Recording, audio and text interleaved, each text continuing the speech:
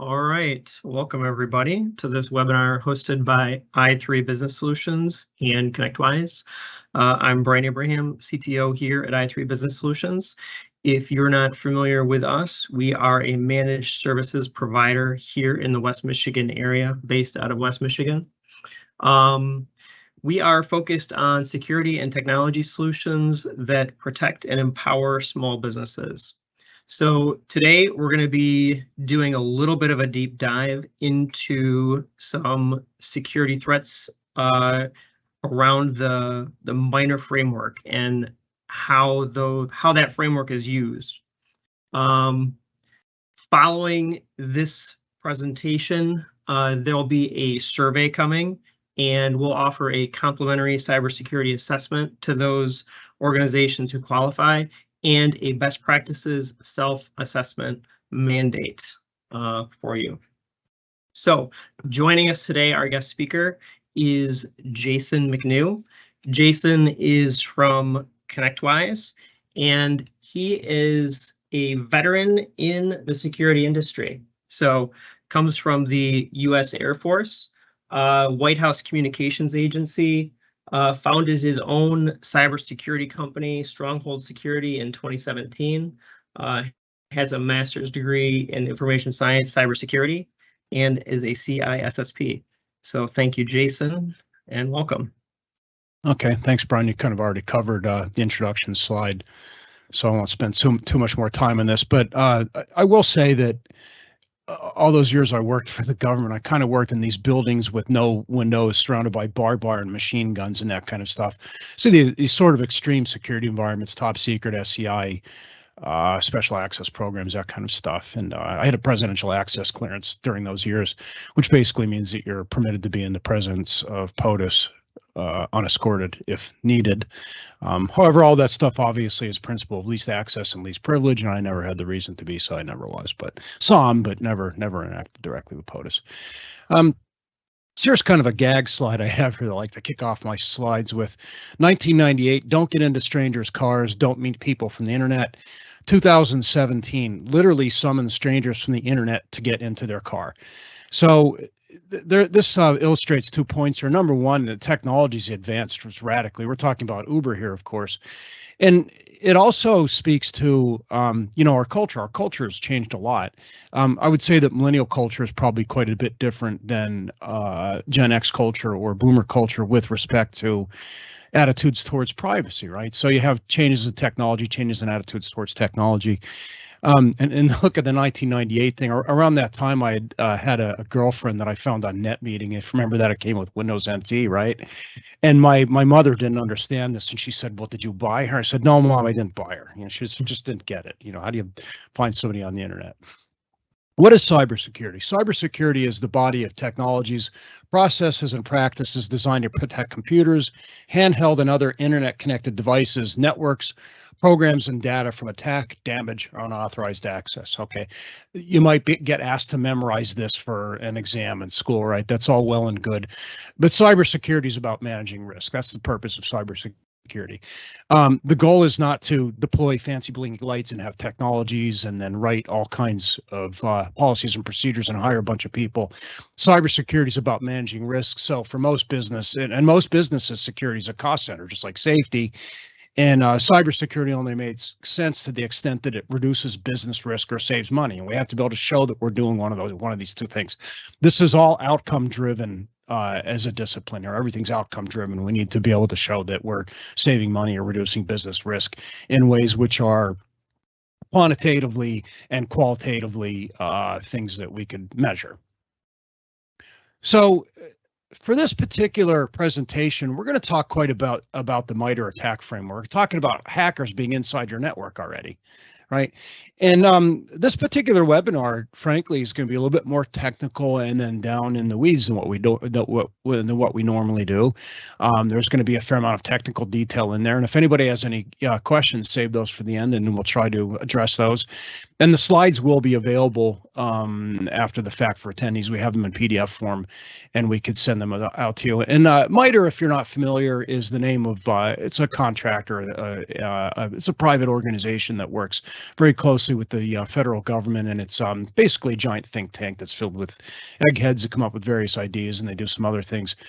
But in any case, one of the things that MITRE was tasked with was kind of doing forensics and then building a framework around all these various attacks. These attacks are kind of like whodunits, right?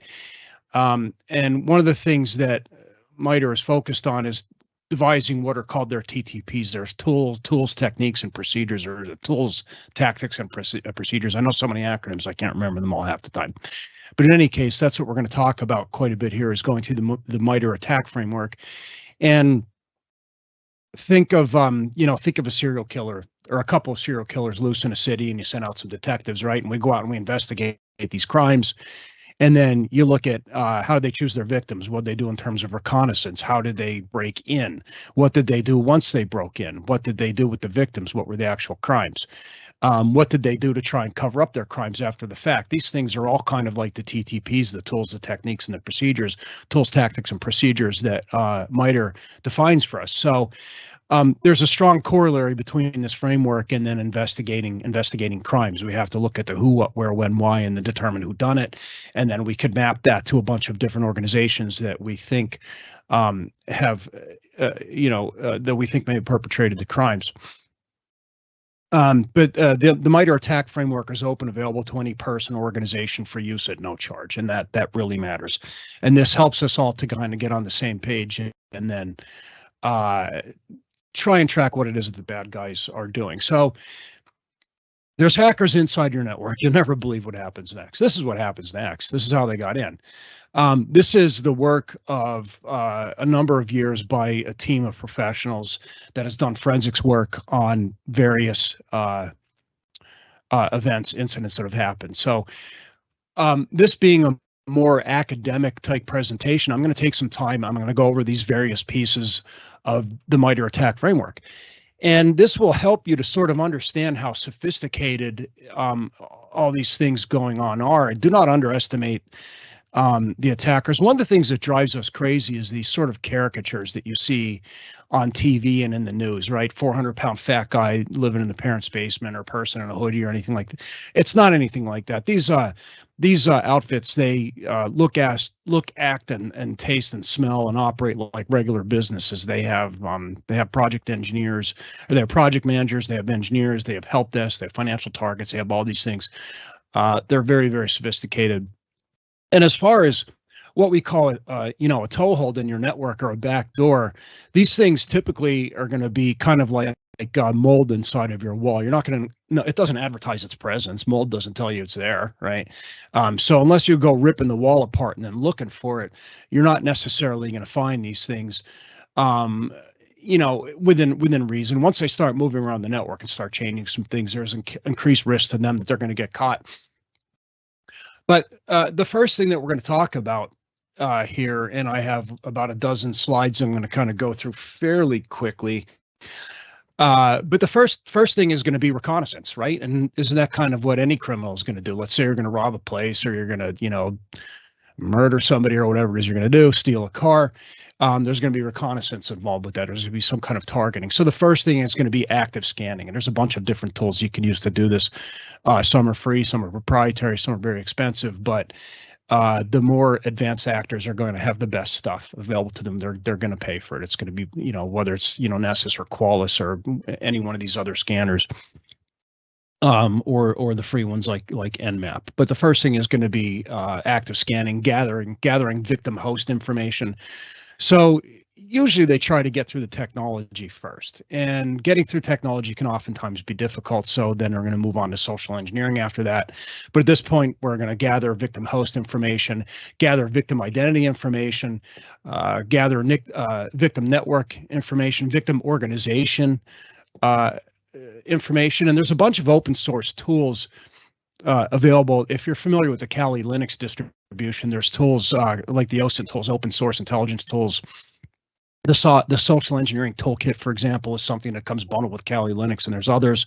And you could purchase a couple of API keys, which are application program interface keys, from various database or cloud companies, cloud service provider companies. Google, LinkedIn, and just whatever. There's dozens of them. And then you could put the organization's name into this tool and it will scrape the websites and scrape a bunch of databases, try and find job openings, try and find email addresses. And that's why you would look, where you're getting information for phishing. Search open websites and domains. There's tools that come bundled with Kali Linux. You could download an entire mirror copy of a victim website, and then you could pick through it and see what's in there and see if there's anything useful. Social engineering attacks. Another thing that's useful for is creating masquerade websites. Let's say that we take your domain, whatever it is, and then we falsify it. We change, an O to a 0 or something like that, or append an S on the end. Then we copy your website, direct your victims to your website. This is a common tactic during penetration testing, for example, and then searching victim-owned websites. So this is all the reconnaissance phase, and this is before they've begun doing anything.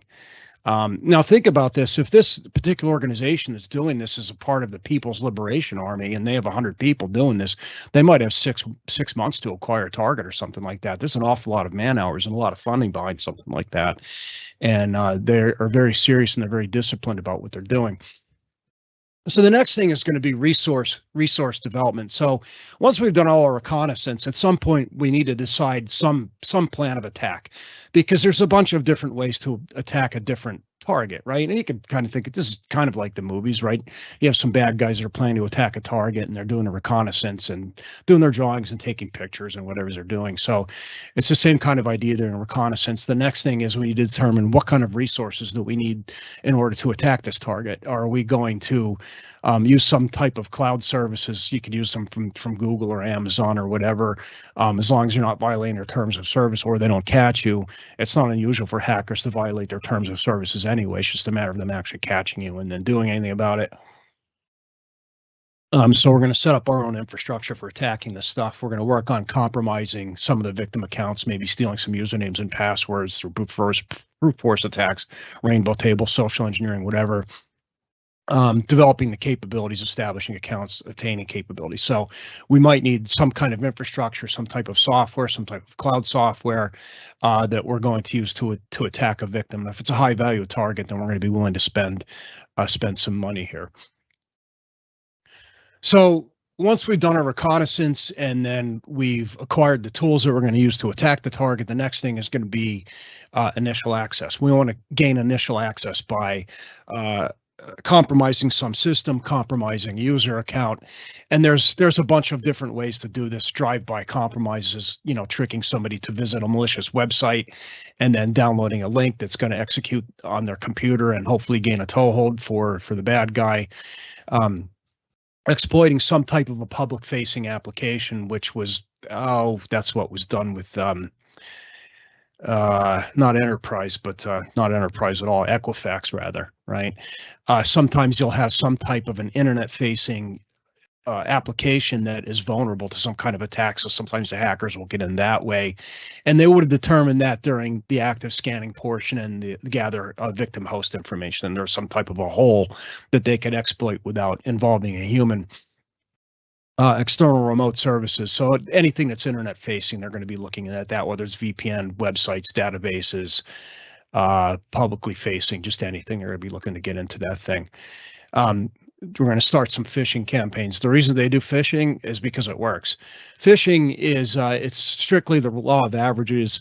And this is the same reason why you get stuff like this in your mail every day, right? They send this out because it works. And phishing is exactly the same thing. It's law of averages. If you send out 30,000 pieces of junk mail, you know that 300 people are going to open it and maybe 30 will actually act on it or something like that. And phishing is cheap to do. So phishing is also a common way. Replication through removable media we have on here, that's going to be more of an advanced target, an advanced targeting technique that you might see. That's not going to be that common in the small to mid-sized business space. More in the enterprise space, defense certainly, when you have high value targets that they're looking to get into. And look at my sixth one down here, supply chain compromise. This is a big problem that a lot of people aren't aware of. When it comes to hardened targets, let's say you want to get into Lockheed Martin or Boeing or General Electric or something like that. These are going to be hardened targets. And through research and through public contracts and things like that, especially if it's anything in the federal space or the state space, the contracts are all going to be public. You could determine who all the subs are on a given contract and then look at attacking the subcontractors on a particular contract or a particular project. So if you can't get into Lockheed Martin, maybe you go 5-6 steps down the chain. You're looking for somebody that's making some kind of a sub-assembly or something like that. Maybe it's a 10 or 12 person shop that's located in Kansas or wherever. There's 300,000 companies in the defense industrial base. So you look at their supply chain and then attack them and then move up laterally through the supply chain. This is what happened with Target, by the way. A laptop that had belonged to an HVAC contractor was compromised, and then they managed to get into the mothership through the supply chain there. Trusted relationships, again, there's going to be certain companies that you have trusted relationships with, and if you manage to compromise one of them or masquerade as one of them, then that's going to be a way that you're going to get in. And then look at the last one at the bottom here under initial access, valid accounts. This is why in today's world we have integrated human resources with the IT folks as tightly as we have, because we used to find that somebody would get transferred or they would leave the company for whatever the reason, or they were told to leave the company and their credentials were left in place, and they go home and they log in and then steal stuff. You don't see that so much anymore, but that's a case of a valid account, right? A valid account could be compromised. This is also why it's important to keep your AAA systems authorization, your login systems, things like Active Directory and Radius and so on and so forth, authorization, access, and I can't remember what the acronym stands for. As I said before, I know so many acronyms anymore, I can't remember them all. Yeah, Jason, some of the places we've seen risk there is with vendor accounts. So you mentioned HVAC.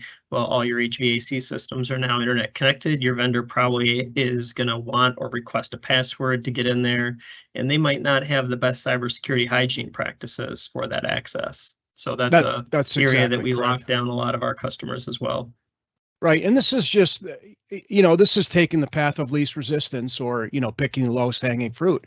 And if if you can't find any low hanging fruit in the mothership, then you're going to go look for organization that has a relationship with the mothership and then compromise that instead. And if it's, something weaker, and we see a lot of that, but you get a hold of a valid account. How are you going to pick up on something like that? You need some type of a correlation to know that, well, this account's being logged into and this person's no longer with the organization anymore. And that's why, hygiene of these login systems like Active Directory is so important. So once they've gotten initial access, the next thing that they're going to move on to is execution. And this is when we start getting really, really technical, but look at some of the verbiage here: native APIs, that's, native application program interfaces. This is when we start talking about proprietary software that might be proprietary to your organization, right? So they get a copy of this stuff, they exfiltrate it, and then they might pick through the code and then look for weaknesses in it. And again, if this is an advanced persistent threat that's trying to get into a high value target, then this is the level of sophistication that they're willing to go through. And kind of what's happened is a lot of these capabilities were developed to break into hardened targets, right? And then as the targets changed, we found that you have these capabilities were designed to break into, into governments and Lockheed Martin and stuff like that. Now they're using them to break into SMBs, and they're kind of just fish in a barrel for them, And the People's Liberation Army, or one of these advanced persistent threat, is using these same techniques that they used to break into Lockheed Martin, and they're just, targeting some small to mid-sized business. Their chances of successfully breaking into that are going to be very high. Scheduled task job is another one here. Every operating system has the ability to schedule tasks to kick off at certain times. That's going to be things that they're going to take advantage of. Windows management, instrumentation, system services, inter-process communications, command and scripting interpreter. We see a lot of that these days with PowerShell, various PowerShell. There's been malicious PowerShell scripts. But these are some of the ways that they actually execute once they gain initial access. This is when they're trying to get a toehold in the system or want to get access to it. And these things can be very, very sophisticated on all of their own. So now the next thing is going to be persistence, and getting in is one thing, but staying in is going to be another thing, because information systems change all the time. We're patching them, we're updating them, we're reconfiguring them, we're making changes to them, we're rebooting them. So the bad guys, they want to make sure that they stay connected. They stay connected to your systems after you reboot, after you patch. So look at the third one down here. This is real common. Boot or log on auto start execution is one of the ways that they do this. You could do it through browser extensions. You could create accounts, which again is why hygiene of your Active Directory and your other authentication and authorization systems are going to be so critical. Event triggered execution. There could be various events that are happening in the system that are tied to software. A lot of times they will tie events to just, software that's running in the background. It really could be anything that they're going to be tying these events to in order to compromise client software binary. So you're going to have software installed on the system, and sometimes they will modify the software. Remember the SolarWinds hack? That one was spectacular. That's exactly what they did in this particular case. They compromised the client software. That's a supply chain account. They replaced SolarWinds' own software with software that had a backdoor in it, and SolarWinds didn't know. That's pretty sophisticated stuff. External remote services, hijack execution flow. Office applications, startup Office applications are going to be another one. The old problems with macros have been around forever. Compromising Office. And then again, valid accounts are also in persistence. Sometimes they try to compromise a valid account or create accounts that look like they're valid, but there's a bunch of different ways to maintain persistence, and MITRE has 18 of them. Now look at the numbers up here they have for each one of these fields: 10, 6, 9, 10, 18. They have so many different methods in here. And this is one of those things, you don't know what you don't know. Who would have thought that all of this was this well defined and mapped out and sophisticated? And I think even for somebody that is not necessarily deeply technical, I think that this presentation kind of drives home the point of all this stuff. You think that it's, again, look at the caricatures that you see on TV. They always drive me crazy. You put somebody in front of a computer and then they look at a login system and then 10 seconds later they're in. It doesn't work that way. It doesn't work that way at all. These things take weeks or months, and they're very, very patient, and all they have to do is be right once. So I think that the value in this presentation again is showing people, demonstrating how sophisticated all of this stuff is, and this is just the breaking in part. It only covers that part of it. Right. Well, what's interesting, I think that it conveys a strong message is the stepping stones, right? Like you said, it's usually not a 10-second and in. It's all of the little baby vulnerabilities that lead to the big vulnerability that allows them to exfiltrate data or perform a ransomware. Right. And persistence, I mean, the greatest news article in the last couple of weeks on persistence is the Western Digital story, right?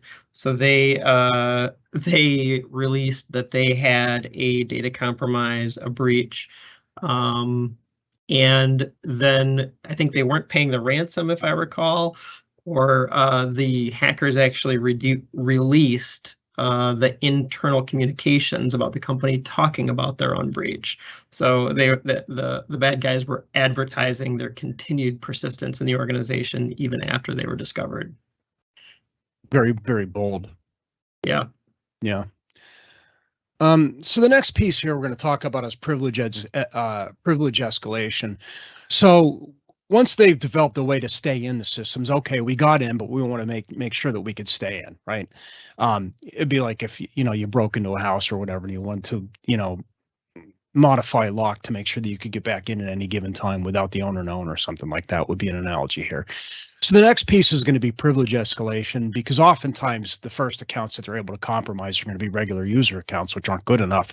What we want are domain admin accounts, network admin accounts, system admin accounts, database admin accounts, accounts that belong to senior people in the company. So this is what we call privilege escalation. And again, we have a bunch of different, and you'll notice that some of these processes are the techniques themselves are kind of the same across some of the processes. But again, you see the boot or login auto start execution. That might be a way to do privilege escalation. Access token manipulation, and an access token is a username and a password or a one-time pad or MFA or something like that. Abuse elevation control mechanism, the Windows UAC, things like that. There's a bunch of different ways that can monitor and control the elevation escalation, and those processes can be abused. Create or modify system processes, modify existing system processes, replace existing Windows system processes. Hijack execution flow, process injection is another one. Scheduled task jobs, valid accounts. Again, you'll see some repetition here. So privilege escalation. The next thing is going to be defense evasion. And again, going back to my analogy with serial killers, Ted Bundy, I believe, was one of them, or was that his name? There's so many of those. Not Ted Bundy. Who was the other guy? Brian, the real good looking one, the lawyer guy. What was his name? He was notorious for it. I don't know. I'd have to ask my daughter. She's into all those crime shows. Yeah, Zac Efron played him in the movie. I'm trying to remember the name, but in any case, that particular serial killer, he had legal training, and he was well known for covering up his tracks in order to fool law enforcement. And I'm sure I'll remember it probably as soon as we finish up our presentation here. But defense evasion is going to be the next part that they're interested in here. And there's a bunch of them. Domain policy modification. Probably many of you that are listening are familiar with group policy objects, domain policies, those kinds of things. Process injection. Again, scheduled task jobs by scheduling jobs. By compromising valid accounts, and once again, boot or login initialization scripts, which are also part of persistence and execution. Abuse elevation control mechanism. But look at they have 37. Look at how many different techniques MITRE. I'm not going to go over all of these, obviously, but look how many different techniques MITRE has identified for defense evasion. So what that tells you is that our attackers are very, very interested in defense evasion. Yeah, basically, once they've got privilege escalation, there's a lot of different doors they can go through in order to get to the next step.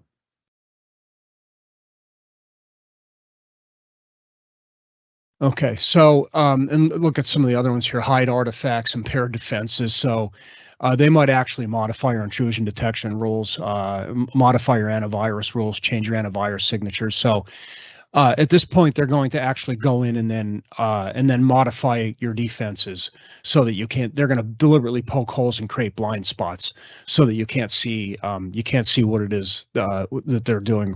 Modifying the registry, modifying the system and image. Rootkits is another big one that they're going to do here. Rootkits are very, very nasty. Oops, excuse me. Hold on.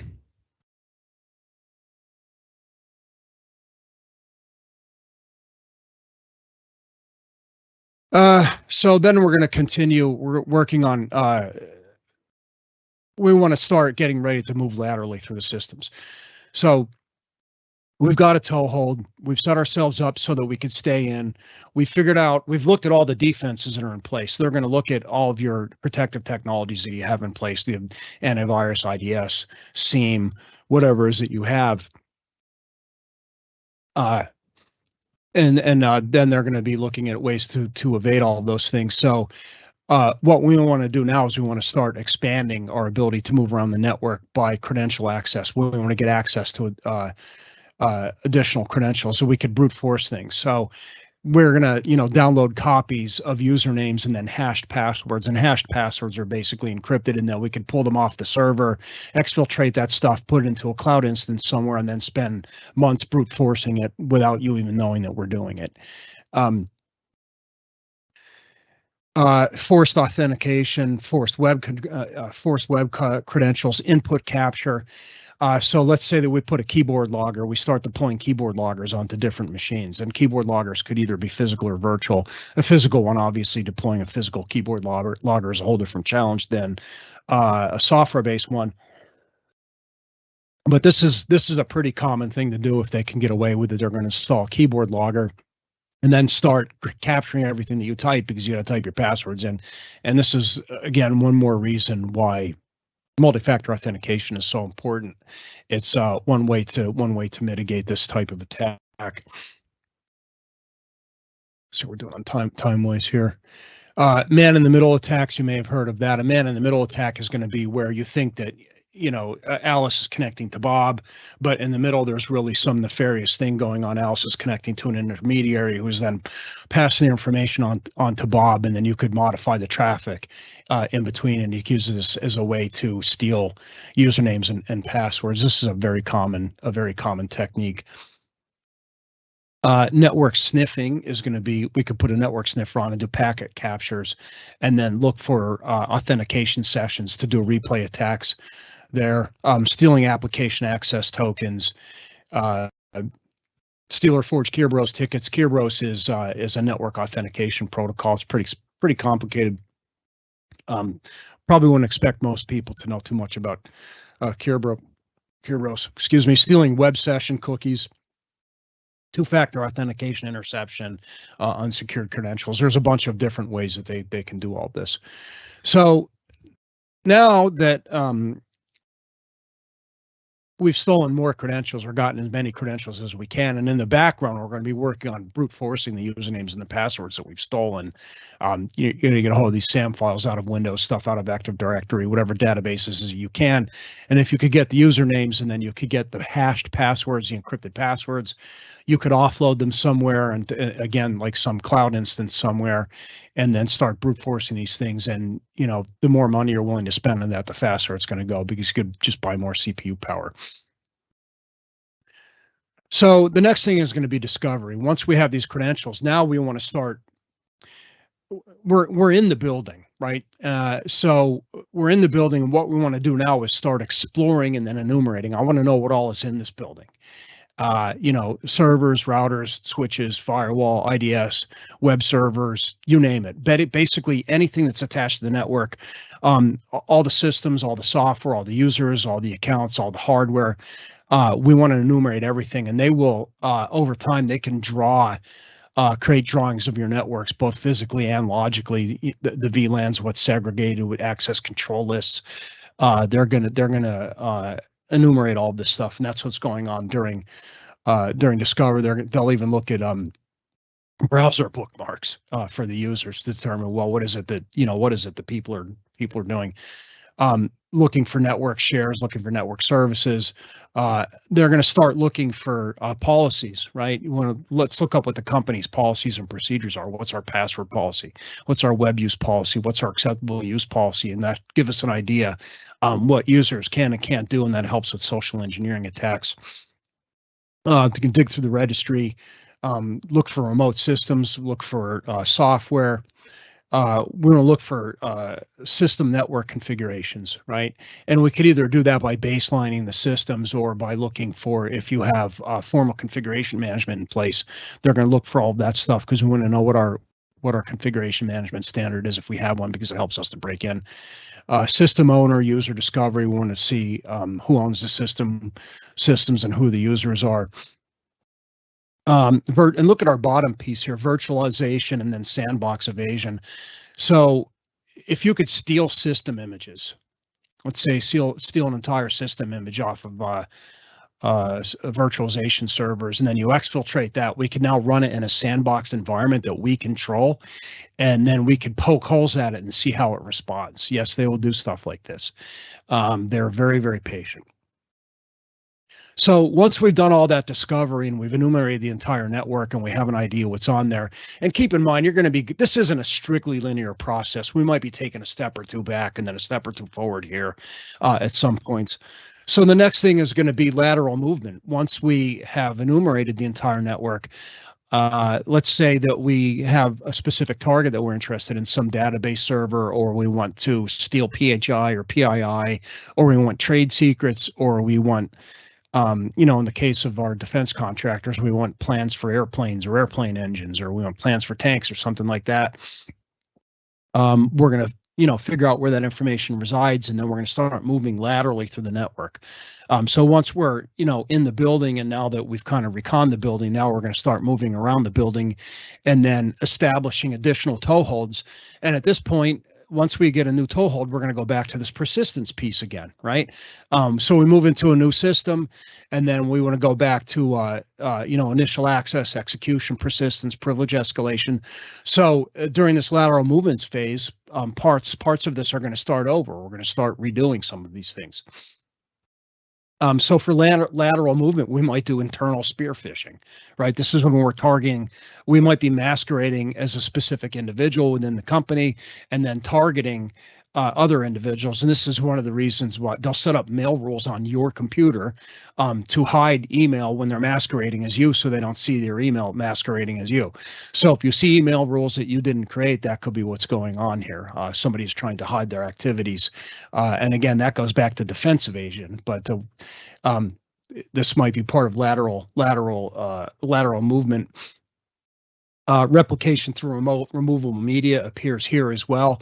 So you can make a determination, is this a company that uses removable media for day-to-day operations? Are they using optical media or USB sticks or removable hard drives or that kind of thing? And if they are, then we could possibly use that as a way to, you know, to move further through the system. And as far as based on the information that's publicly available, that was how Stuxnet was seeded into these closed systems that were run by Iranian nuclear scientists. Excuse me, my cat has an opinion about this. I'm very sorry. He doesn't like Stuxnet. He's old. Software deployment tools. If they need to, they will write software for a specific victim to move. They'll write proprietary software to move through. And again, we don't see this stuff so much in the small to mid-sized business space, but and sometimes we do. It depends on what it is that you're doing. If you're working on a specific contract and there's something that an advanced persistent threat really wants, these are the techniques that they're going to use to get it. SMBs, typically, we tend to see them being targeted simply for the purpose of making money. As an aside point to that, there's two basic criteria that these threat actors use for selecting their targets. And those criteria are, do they think you have money? It doesn't necessarily mean that you have money. And do they think that they could steal it? And if those two things are true, then, you know, they're going to start moving on into this reconnaissance thing here, and then decide if they could get into you. But in terms of, we're still talking about lateral movement. But they could compromise removable media, taint shared content. Right. So let's say you have SharePoint, or you have Excel spreadsheets or whatever, and there's some kind of macros you might be using for some day-to-day operations. They could go in and then modify the macros, and then you have a bunch of people that are, you know, executing these things, and, you know, chicken dinner. Now there's toeholds in their computers that are reporting back to some command and control server through WMI or DNS or some other crazy thing. You don't even know what's going on. Very, very sophisticated. Use alternate authentication materials, so you could fool users into using alternative authentication means, which is something that we also do during pen testing. So once we've moved laterally through the network, we're going to start with collection, and MITRE is showing us 17 techniques here. So exfiltration takes time. Especially if it's a large database. If you're getting to gigabytes or terabytes, that's something that you know, should be picked up on. But sometimes they'll do this very, very slowly. And I remember reading about one case. If it's a high value target and it's a sophisticated enough actor, there's a sleight of hand going on here. So what they did was they had some type of information that they wanted to exfiltrate, and I don't remember what it was. I was thinking some type of highly valuable trade secret, proprietary information, or something like that. So that was the real target on one hand, and then what they did was they mounted a ransomware attack on the other hand to keep the victim busy with that. So they're busy responding to this ransomware attack, and that's keeping the information the information assurance people busy. Well, really, in reality, what they were actually doing was exfiltrating information at a very low data rate on the other side. So in very sophisticated attacks, we'll see things like that during collection. They might actually do two attacks at once in order to confuse our adversary. They could do audio capture. It could be turn on microphones, turn on cameras, archive collected data, copy clipboard data. There's all kinds of interesting things that are on clipboard data alone.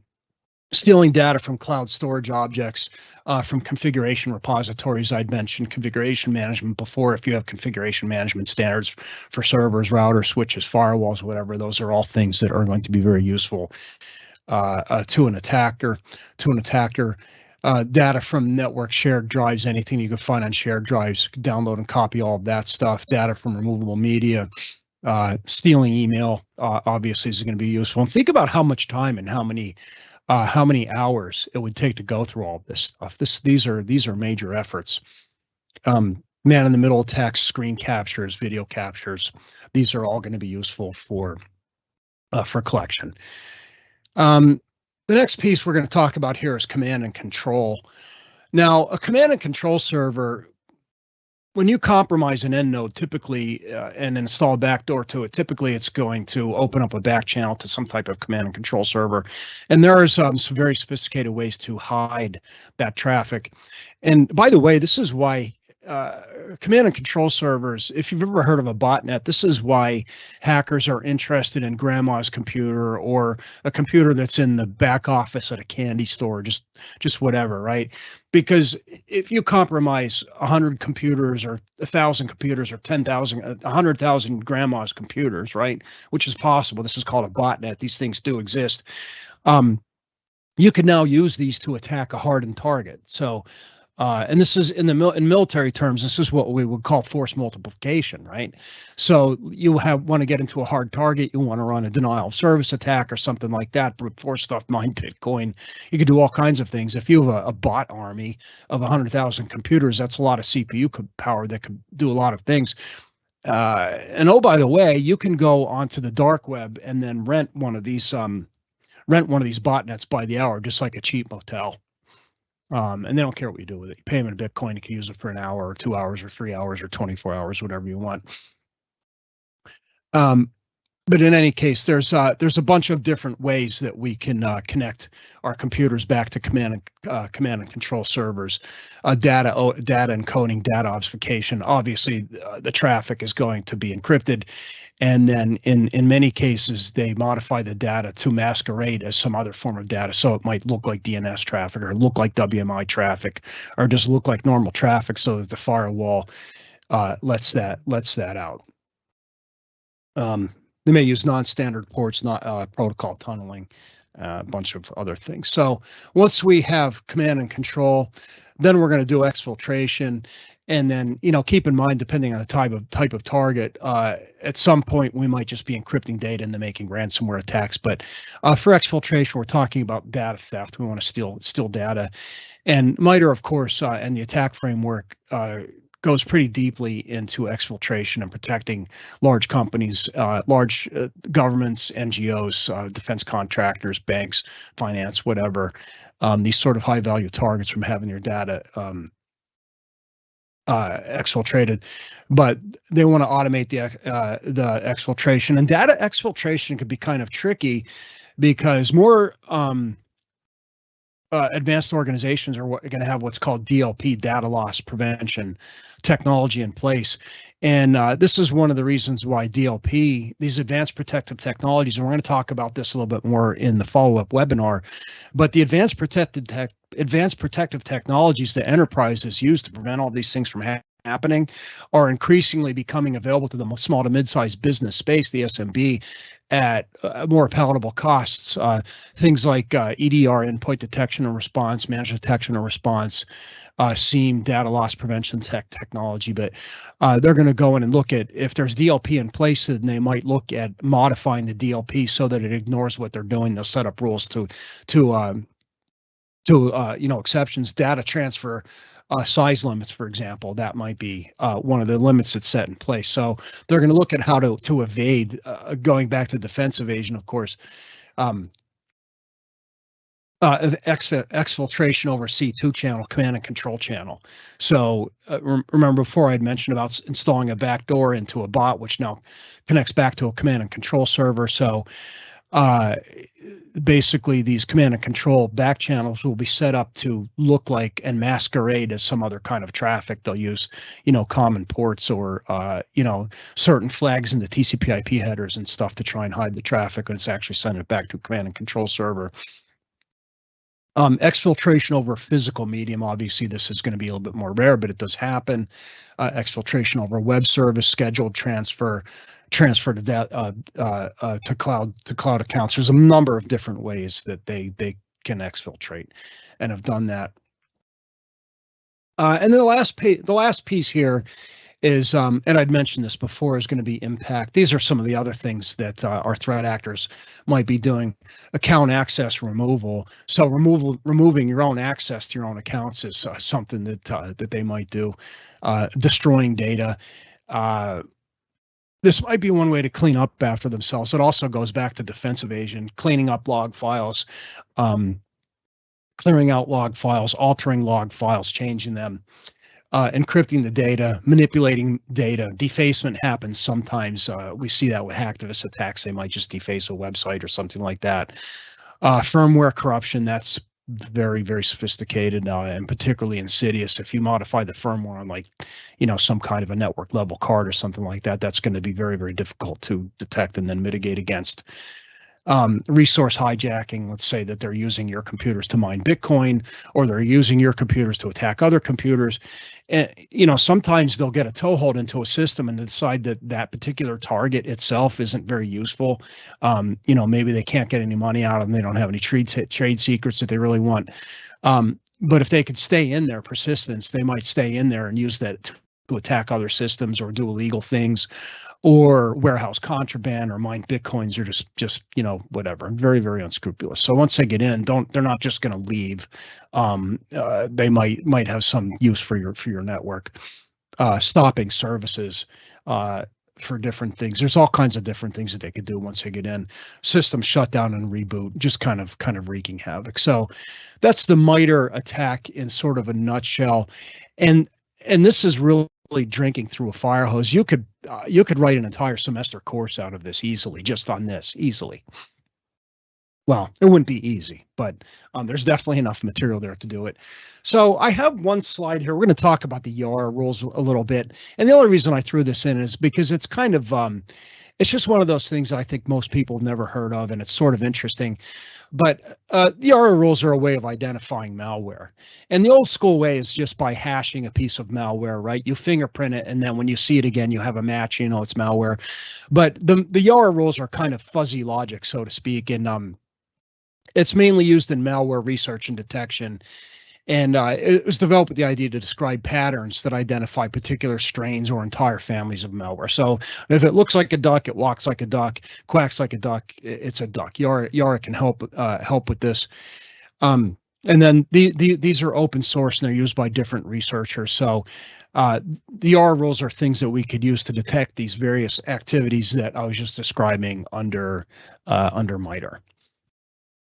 So now I have one slide. I'm going to talk about the 7 phases of a penetration test. And the reason I'm doing this is because it's very similar to, you might notice that it's going to be kind of similar to the MITRE rules, but it's not as in depth, unfortunately, because penetration testing is going to be done by white hat hackers, by people who are on contract following rules of engagement. And it's not cheap or easy. And the more sophisticated it is and the longer it takes, the more it costs, And when I was doing penetration testing, we would bid, $12, $15, $18, $30,000 on a test. It might take a couple of weeks. And we only have a couple of weeks. These people might have months to do this, But pre-engagement test is reconnaissance. I'd mentioned reconnaissance in the MITRE rules. Scanning and discovery, vulnerability analysis. It's all very similar. So I'm reconning the target, scanning and discovering, looking for vulnerabilities. Then once we find the vulnerabilities, we're going to analyze them. Then we're going to exploit those, and then what are we going to do post-exploitation once we have exploited vulnerabilities? And then following this, we're going to do reporting and recommendations. So we're going to write a report to the target and say, well, this is what we did. This is, the vulnerabilities we found. This is what we did to exploit them. And normally a penetration test is going to stop somewhere around this point, depending on the sophistication of it. Many times we find that once we gain access to a privileged account or we exfiltrate a certain piece of information, that the test is going to stop at that point because we've proven that the defenses have not worked or have failed at that point. So we don't move too far beyond that. And then the last piece of a penetration test following the penetration test is going to be remediation, fixing whatever holes we have found, and then rescanning. And we're getting a little short on time here, so I'm going to go through my last couple of slides here, and we're going to talk about people, process, and technology. Because now that I've spent 40 minutes kind of scaring the poop out of everybody and showing you how sophisticated these attackers are, and just thinking the amount of time that it took MITRE and the number and the size of the team that it took them they had to reverse engineer all this stuff basically by looking at these various hacks and doing forensics, and then figuring out what it is that these attackers were doing. But after all this, we need to set up defense in depth. We need to have defense in depth. We need to have some mix of people, process, and technology in place in order to mitigate against this. So if you're familiar with the NIST cybersecurity framework, identify, detect, protect, respond, and recover. So for the purpose of my presentation, I'm going to talk about detect and protect a little bit, right? Because all that stuff that was going on in my last slide there, we need to identify this stuff that it's going on, and then we need to protect ourselves from it. And these are where these tools that you could get through i3 is going to help you detect and then protect against these various things. And out of these tools, there's a couple different things that we need. We need people, process, and technology. And not only we need to have people, process, and technology, we need to have all of these things in the exact right balance. Just people or just process or just technology cannot protect us. If you don't have any people and any process or any technology, you have no defense. If you just have people but no process and technology, you have no ability to execute. If you just have process but no people and tech, it's a waste. You're just chasing your tail. But then look at the one in the middle here, where we only have technology bulleted. Technology alone cannot protect you. Technology is not a panacea. And you could spend all the money you want on technology and the best stuff, but if you don't have people and process to work along with that technology, you're going to spend tons and tons and tons of money, and then be on top of it, it's not going to work. And then below that, we just have people and process, we can't scale this. We need technology in order to scale this. Literally every company wants to grow itself. That's how free markets work. But if you don't have technology in place and you only have people in process, then your ability to detect and protect you're not going to be able to scale that. If you just have people and technology but no process, no policies and procedures in place, then your operation is going to be inconsistent, and we need consistency. This slide is really, really useful. But at the very bottom here, look, we have people, process, and technology all in the exact right mix. And if we have these things in place, and again, these are things that i3 can help you with, getting the people, process, technology in place in order to set up the defenses. And remember, going back to our first slide, cybersecurity is about managing risk, right? So the goal ultimately is to assess and then quantify and then figure out what our risk is, and then our IT-borne business risk, and then reduce that IT-borne business risk in a way that supports operations, doesn't negatively impact the operations, isn't too complicated, isn't too expensive. And then lastly, it has to respect our business objectives, because I don't know what business the listeners are in, but it's probably not IT and it's probably not cybersecurity. You have some product or service, some widget that you're buying or selling, or some product, some problem that you're solving, and that's what your core competency is. Your core competency is not cybersecurity. Cybersecurity is going to be ancillary to all this. So with all of that said, please join us tomorrow for part 2. And Natalie Suarez, who is my counterpart, and I call her my BFF, my best friend forever, She's the other principal solutions advisor that we have here at ConnectWise. She's going to do a follow-on webinar where we're going to talk about not just by identify and detect, but also a detect, respond, and recover, how to respond and recover when all of these crazy things that we were discussing in the past 40 or 50 minutes here have actually executed. And with that said, we're right on time here. Do we have some questions that we would like answered? Yeah, thanks, Jason. While we're waiting for questions, an important thing that we talk about is risk ownership, right? Who owns the risk in an organization? And, our audience here is generally IT professionals, IT people that are managing technology in some capacity. But your risk owner is going to generally be your company owner, your management, your board of directors, the stakeholders in the company. Information technology professionals, we are the risk stewards.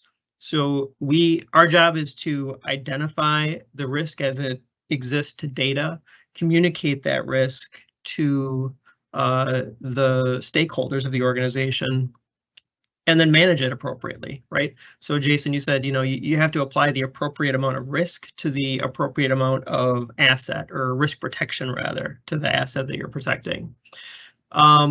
So, what is our mandate here at I3? It's understand the risk in your organization and your security posture. So I think the MITRE framework is a great it's a great model to see how those little stepping stones lead to the big breaches that occur. So a lot of basic hygiene in IT security, cybersecurity management can prevent a lot of those things. Just the tools, just the people, just the technology, they all have to be working together. Let's see. Yeah, so following this, we're going to have a survey coming. Again, we'll offer a complimentary cybersecurity assessment for qualified organizations and our best practices assessment. So you can kind of see where your organization lies in that framework. So our foundations here at I3, the basic building blocks of security, obviously, your basic patching, multi-factor authentication, EDR, endpoint detection and response, firewall security, Office 365 Defender, tuning. So your cloud systems need to be tuned for security also, and SIM to identify threats that are happening in the organization. And tuning is a great analogy, and it's more like tuning a piano than a guitar.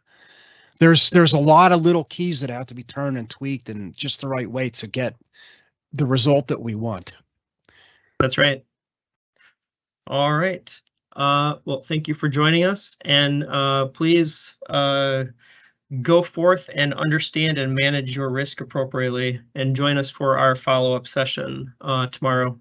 Oh, Thanks, and Jason. it was Ted Bundy. That was the name I was trying to think of. I was confusing him with John Wayne Gacy. There's all these specials on Netflix, and some of them are pretty interesting, But when I look at these crime drama shows and I look at the forensics they're doing, the way that they're investigating and stuff, it reminds me of investigating cyber criminal, because these different criminals have different TTPs, tools, techniques, and procedures that they use, and the detectives go in and they footprint and fingerprint this stuff, and it's kind of similar to what we do in computer security in a way.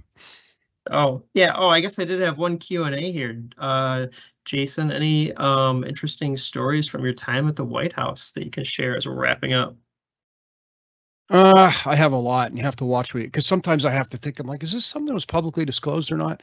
Because you have to watch what you say. But probably one of the craziest ones was I was working in a data center, a co-located data center that had a bunch of government agencies in it. And this one made the breach, or made the news, but you may remember the EOP breach, the Executive Office of the President breach, and that was a case where Russia had gotten into the EOP, and as I remember, it was a phishing attack actually. But yeah, so I go to work in this SCIF, a secure compartment and information facility, and there's never anybody there except for just a small team, and I get to work the one day, and the place is like complete chaos. and it's filled up with NSA guys and FBI guys, and what's going on here, and they were there doing incident response on this EOP breach. It was wild. So I got to see some of these NSA eggheads with their proprietary tools, kind of doing their thing. It was interesting. I'll never forget that one. Yeah, and a phishing attack way down low on the very beginning of the MITRE framework, right? That's exactly correct. The second column. So very, very far down the chain, but that's how it starts.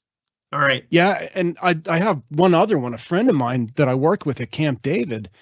And this made the news too, by the way, so I can talk about it, but he got phished.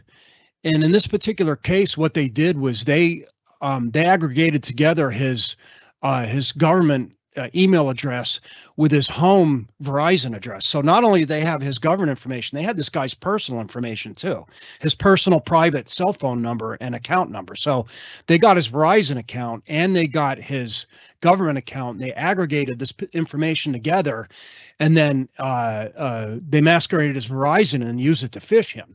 And he clicked on it, and the execution actually worked, and that one ended up landing in the paper. And I know that guy, and I still make fun of him for it sometimes. I remember that time you made the Washington Times. It was pretty funny, wasn't it? It didn't have his name in it, but I know who it was specifically. Yep. Look, think twice before you click on that link. All right, everybody. That's going to wrap it for us today. Thanks for joining us, and look for our next session. And thank you, Jason. Thank you. My pleasure.